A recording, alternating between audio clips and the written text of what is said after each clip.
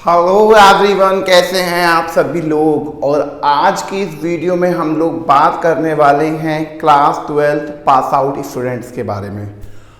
और अगर आप लोग क्लास 11 स्टूडेंट्स हैं या क्लास 12 स्टूडेंट हैं और आप लोग अपना करियर देखना चाहते हैं, एक करियर के लिए बायो को एज ए सब्जेक्ट बनाना चाह रहे हैं और बायो में आप लोग अगर अपना फ्यूचर देखना चाहते हैं तो बायो में आगे क्या क्या फ्यूचर्स गाइडलाइंस हैं, क्या क्या फ्यूचर्स करियर ऑप्शंस हैं हमारे लिए, अगर आप लोग इसी तलाश में हैं तो आप लोग बिल्कुल एक सही वीडियो पर आए हैं। हम लोग बात करने वाले हैं क्लास 12 वाले स्टूडेंट्स जो पास आउट कर चुके हैं या जो 12th बायो से कर रहे हैं, 11th बायो से कर रहे हैं। जो बायो स्ट्रीम स्टूडेंट हैं वो 12th बायो के बाद, पीसीबी के बाद अपना करियर किस किस ऑप्शन में बना सकते हैं। अगर आप नीट की तैयारी कर रहे हैं, अगर आप नीट को देख रहे हैं, एमबीबीएस को देख रहे हैं, तो उसमें क्या क्या ऑप्शंस हैं। और अगर आप नीट के बिना, विदाउट नीट आप अपना करियर सेटल करना चाहते हैं तो आप बिल्कुल सही वीडियो पर हैं। इस वीडियो का जो थंबनेल था आप उसमें देख के समझ ही चुके हैं कि हम लोग आज इस वीडियो में बात करने वाले हैं क्लास 12 में। क्लास 12 के बाद अगर हम पीसीबी से 12th करते हैं तो कौन कौन से करियर ऑप्शंस हमारे सामने आते हैं।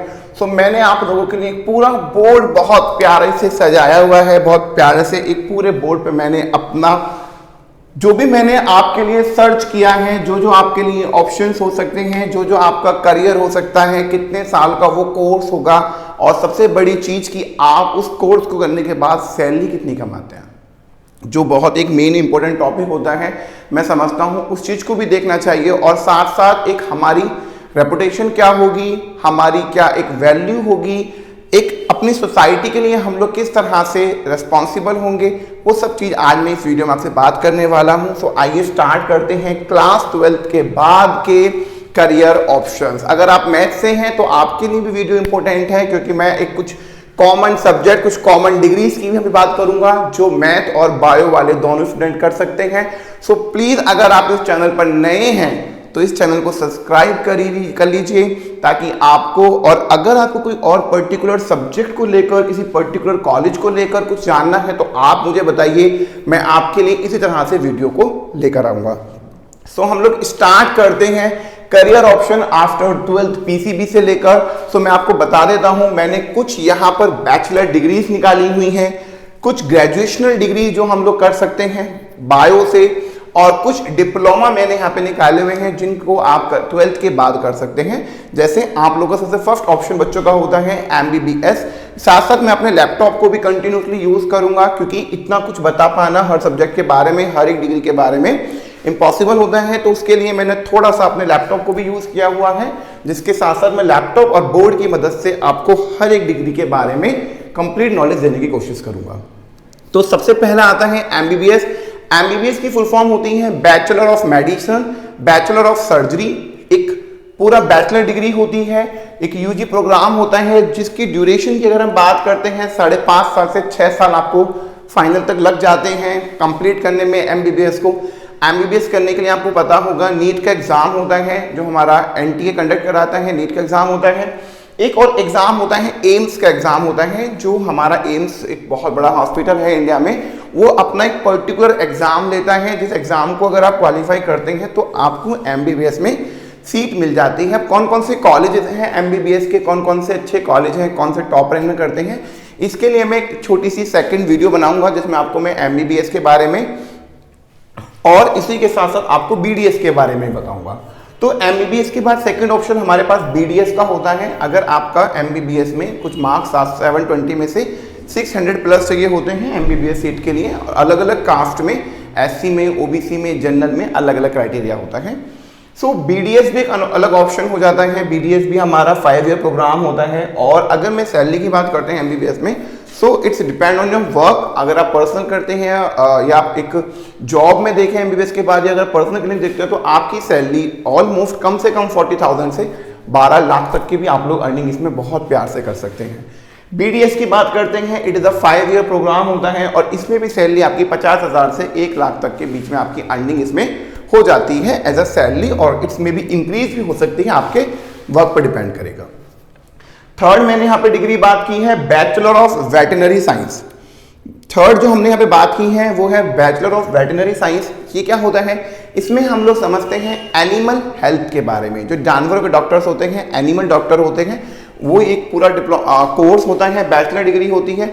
ये भी 5 ईयर कोर्स होते हैं, जिसमें जो सैलरी होती है वो भी आपका, इसमें गवर्नमेंट जॉब भी एग्जाम होते हैं, गवर्नमेंट तो सब में है, तो इसमें गवर्नमेंट भी होता है और आपकी सैलरी भी लगभग 50,000 से 1 लाख के बीच में ही आपकी सैलरी इसमें सफर करती है। इन स्टार्टिंग स्टेज में ही हम बात कर रहे हैं। आफ्टर समटाइम्स, आफ्टर एक्सपीरियंस, आपकी जो सैलरी होती है वो बढ़ जाती है। और अब बात करते हैं विदाउट नीट। ये जो एग्जाम होते हैं ये नीट को लेकर होते हैं। नीट में रैंकिंग आपकी डाउन जाती है तो आपको नीचे के कोर्सेज मिल जाते हैं। अब जो हमारा बात है वो है कि विदाउट नीट। देखिए, मैं आपको ये नहीं बोल रहा हूँ कि अगर मैं खुद भी बच्चों को तैयारी कराता हूँ मेरे चैनल पर, और अपने कोचिंग सेंटर में, डॉल्फिन कोचिंग सेंटर में मैं बच्चों की तैयारी कराते हैं, हमारे यहाँ भी होती है। लेकिन मेरा आपको मतलब ये नहीं है कि आप नीट की तैयारी छोड़ दें, या अगर मेरी इस वीडियो का मतलब है कि आपके पास एक सेकंड ऑप्शन होना चाहिए, क्योंकि लाइफ में कुछ ना होने से कुछ होना बहुत ज़रूरी होता है। और जो बच्चे नीट में अपना सिलेक्शन नहीं ले पाए हैं या MBBS की तरफ अपना नहीं इंटरेस्ट दिखा रहे हैं, जिनका और फील्ड में इंटरेस्ट है, तो वो बच्चे इनके लिए बहुत इंपॉर्टेंट वीडियो है। सो आप लोग बैचलर ऑफ फिजियोथेरेपी में भी अपना लाइफ को इसमें स्टेबल कर सकते हैं। बैचलर ऑफ फिजियोथेरेपी जो कि आपका 4.5 साल का कोर्स होता है बैचलर ऑफ फिजियोथेरेपी का।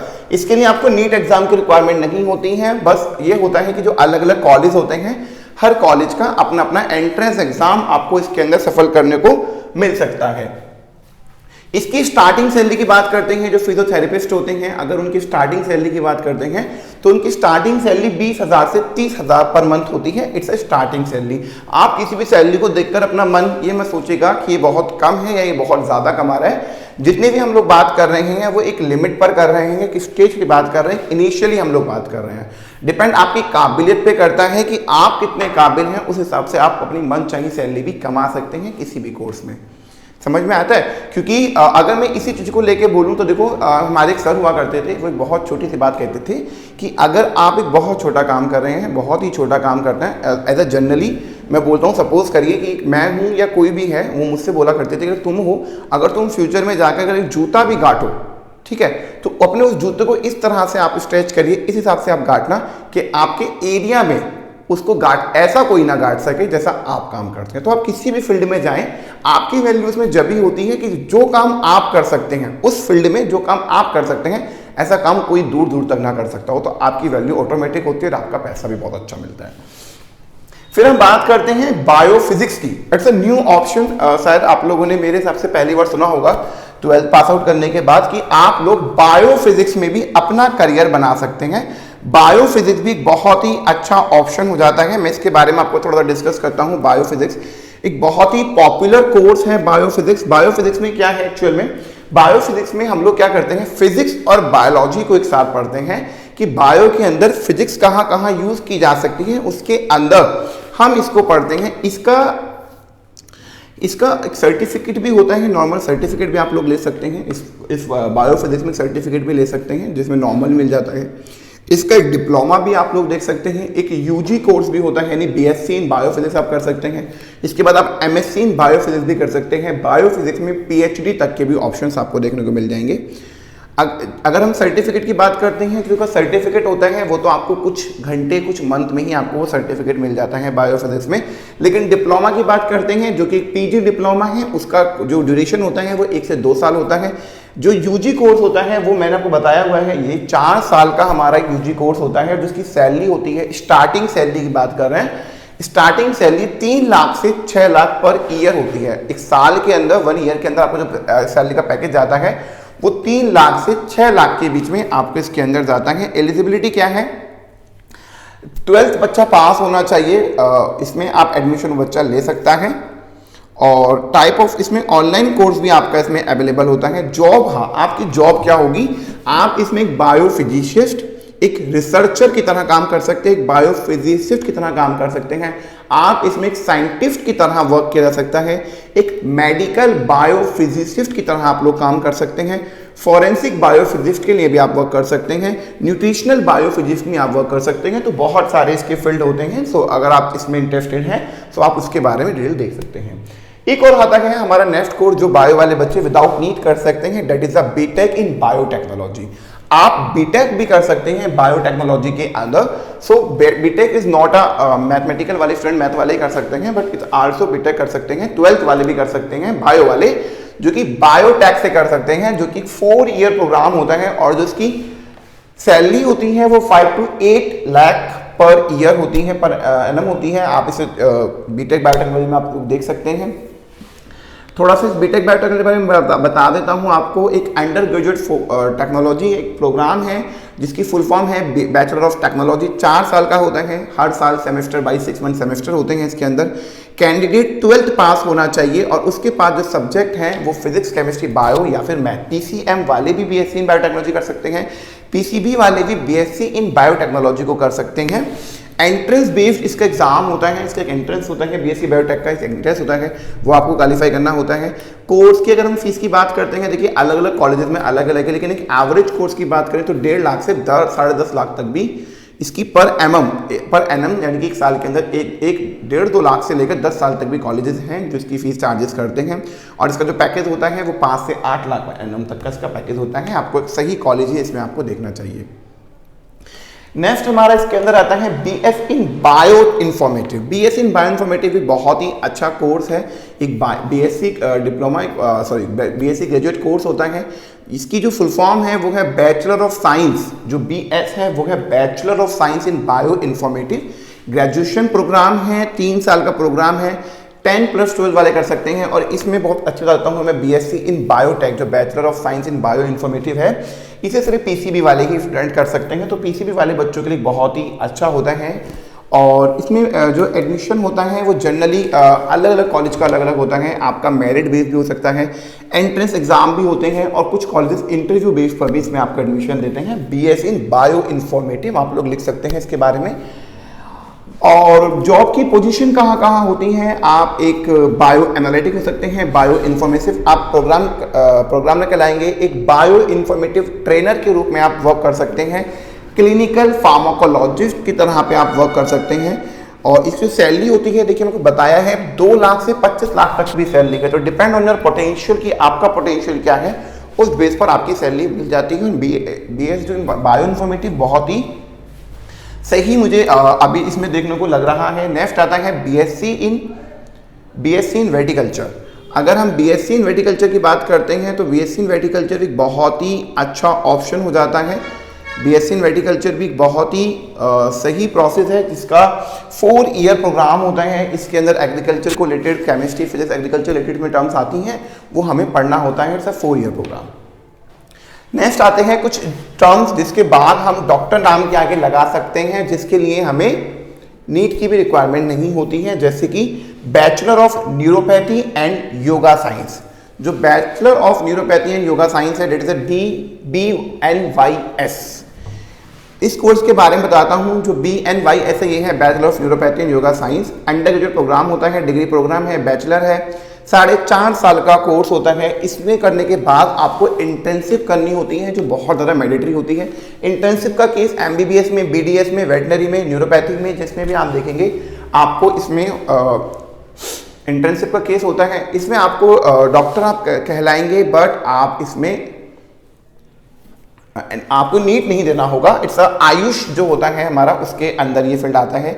इसकी अगर हम सैलरी की बात करते हैं तो इसकी जो सैलरी होती है यार, नॉर्मली हम लोग बात कर सकते हैं 17,000 से 5 लाख के बीच में भी आपका इसका एवरेज आ सकता है। लेकिन एक नॉर्मल एवरेज बात करते हैं तो इसका जो एवरेज होता है वो 2.5 लाख से 7 लाख के बीच में स्टार्टिंग आपको इसका देखने को मिल जाएगा। पर एनएम की बात कर रहा हूँ, पर साल 1 ईयर की बात मैं आपसे कर रहा हूँ।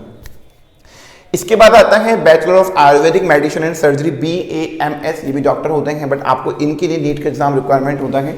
BAMS के लिए, BUMS के लिए, और इनमें भी आपको, लेकिन इसमें आपको नीट एग्जाम बस जस्ट क्वालिफिकेशन, उसको आपको क्वालिफाई होना चाहिए, क्वालिफाई के थोड़े से मार्क्स होने चाहिए। तो आपको बहुत सारे कॉलेजेस ऐसे हैं जो आपको BAMS या BUMS आपको दे देंगे, जिसमें आपको ज़्यादा नीट में स्कोरिंग करने की नीड भी नहीं है। तो अगर आपको चाहिए तो आप इसमें कमेंट में मुझे बताइए कि अगर आपको ऐसे कॉलेजेस के बारे में जानना है जिसमें आप नीट के कुछ मार्क्स के बाद ही आपको एडमिशन मिल जाएगा। तो प्लीज़ आप इस कमेंट सेक्शन में बताइए, तो मैं आपको इसके बारे में बताता हूँ। एक आता है bachelor of homeopathic medicine and surgery, BHMS। इसकी भी एक 5.5 साल का ही कोर्स होता है, जो इसकी सैलरी होती है वो भी हमारी 70,000 से लाख के बीच में ही आपको इसकी सैलरी देखने को मिल जाती है। एक आता है आपका जिसमें आपको नीट की रिक्वायरमेंट नहीं होती है, वो आता है बैचलर ऑफ फार्मेसी, जिसको हम बी फार्मा भी बोल देते हैं। बैचलर ऑफ फार्मेसी जो है ये 4 साल का प्रोग्राम होता है, और फार्मेसी के अंदर क्या होते हैं, हमारे पास 8 सेमेस्टर इसके अंदर हो जाते हैं, और फार्मेसी करने के बाद एक आप फार्मासिस्ट कहलाते हैं। फार्मासिस्ट आप इंडस्ट्री में वर्क कर सकते हैं, ड्रग रेगुलेशन अफेयर में आप लोग वर्क कर सकते हैं, मेडिकल कोडिंग तक में भी आप इसके अंदर बी फार्म के बाद जा सकते हैं, क्लिनिकल अपना क्लिनिक आप इसके अंदर खोल सकते हैं बी फार्मा के बाद। एक और होता है इसके अंदर, मैं आपको बता देता हूँ, वो डिप्लोमा ही हो जाएगा आपका, डिप्लोमा इन फार्मेसी भी आप कर सकते हैं। डिप्लोमा इन फार्मेसी भी आप लोग कर सकते हैं, जिसको हम डी फार्मा बोलते हैं। और जो डी फार्मा होता है वो आपका 2 ईयर प्रोग्राम होता है, 2 ईयर प्रोग्राम होता है। इसमें आपको मेडिकल रिप्रेजेंटेटिव जो एमआर होते हैं उनकी जॉब आप बहुत प्यार से ले सकते हैं। दोनों ही कोर्स में आपको अपना क्लिनिक खोलने का लाइसेंस मिल जाता है, so you can open your also clinic, अपना क्लिनिक भी इसके अंदर खोल सकते हैं। इसी के साथ आप बीएससी भी कर सकते हैं, okay, bachelor of science stream से आप कर सकते हैं, बीएससी भी आप लोग इसके अंदर कर सकते हैं। और बीएससी में भी मैंने आपको बहुत सारे ऑप्शंस दिए हैं कि जरूरी नहीं है कि आप बीएससी जो है वो फिजिक्स केमिस्ट्री बायो से ही करें, आपके पास बहुत ऑप्शन हो सकते हैं। आप बीएससी केमिस्ट्री से आप लोग कर सकते हैं, अगर आपका इंटरेस्ट एक केमिस्ट्री में जाने का है, टीचिंग लाइन में जाने का है, प्रोफेसर लाइन में जाने का है, रिसर्च लाइन में जाने का है, सब्जेक्ट स्पेशलिस्ट होने का है, बीएससी एंड देन एमएससी आप लोग करके एक अच्छी टीचिंग कर सकते हैं, प्रोफेशन में जा सकते हैं, प्रोफेशनल कोर्स कर सकते हैं। इसके साथ साथ बहुत सारी केमिस्ट्री से करने के बाद बहुत सारी इंडस्ट्रीज ऐसी होती हैं जो बीएससी इन केमिस्ट्री स्टूडेंट्स को बहुत जल्दी से हायर कर लेती हैं, और बहुत अच्छा पैकेज भी आपको इसके अंदर मिल जाता है। सो BSc in chemistry, BSc in botany से आप लोग बीएससी कर सकते हैं। अगर आपका बायो में बहुत ज़्यादा इंटरेस्ट है, आप बीएससी इन रेडियोलॉजी भी कर सकते हैं, बहुत अच्छा स्कोप है बीएससी इन रेडियोलॉजी का। बीएससी इन जूलॉजी आप लोग कर सकते हैं, बीएससी इन न्यूट्रिशन जो कि गर्ल्स के लिए मैं समझता हूँ बहुत अच्छा एक ऑप्शन हो जाता है, बॉयज़ भी से बहुत अच्छे से करते हैं। बीएससी इन फॉरेंसिक साइंस, ये 4 साल का कोर्स होता है, ये भी आप कर सकते हैं, बहुत ही ज़्यादा इसके अंदर स्कोप मिल जाता है। बीएससी इन अप्लाइड बायोटेक्नोलॉजी से आप बीएससी भी कर सकते हैं। बीएससी इन बायोटेक्नोलॉजी मेरे भी स्टूडेंट का, मैंने वंदना शर्मा, मैंने अभी उसका सीसीएस में भी उसका भी प्लेसमेंट हुआ है। सो बीएससी इन बायोटेक्नोलॉजी में, एंड वो बहुत खुश हैं अपने कोर्स के बाद। सो बीएससी इन माइक्रोबायोलॉजी में भी आप लोग इसमें वर्क कर सकते हैं, बीएससी इन माइक्रोबायोलॉजी में भी आप लोग बीएससी कर सकते हैं, बीएससी इन कार्डियोलॉजी से भी आप लोग कर सकते हैं। तो दिस इज द ऑप्शन जो आपके सामने ही है बीएससी को लेकर, कि अगर आपको बीएससी करनी है और फिर आपको एमएससी में जाना है, तो ये सब फील्ड हैं जो आप लोग यूज़ कर सकते हैं अपने करियर ऑप्शंस के लिए। कुछ डिप्लोमा हैं जो 1-2 ईयर कोर्स होते हैं, डिप्लोमा कोर्सेज होते हैं जो स्टूडेंट्स को करना पसंद होता है कि अगर हम 1 ईयर 2 ईयर डिप्लोमा करते हैं, उन डिप्लोमा के बाद हमारी पोजीशन और हमारी सैलरी। देखिए, अगर हम बात करें डिप्लोमा स्टूडेंट की और एक ग्रेजुएट की, तो जो ग्रेजुएट स्टूडेंट होते हैं उनकी सैलरी थोड़ी सी हाई होती है as compare to diploma student in starting and उनके लाइफ में सफ़र भी। लेकिन ऐसा नहीं है कि डिप्लोमा स्टूडेंट ग्रोथ नहीं होती है, डिप्लोमा स्टूडेंट की ग्रोथ उन्हीं की बहुत अच्छी भी हो जाती है।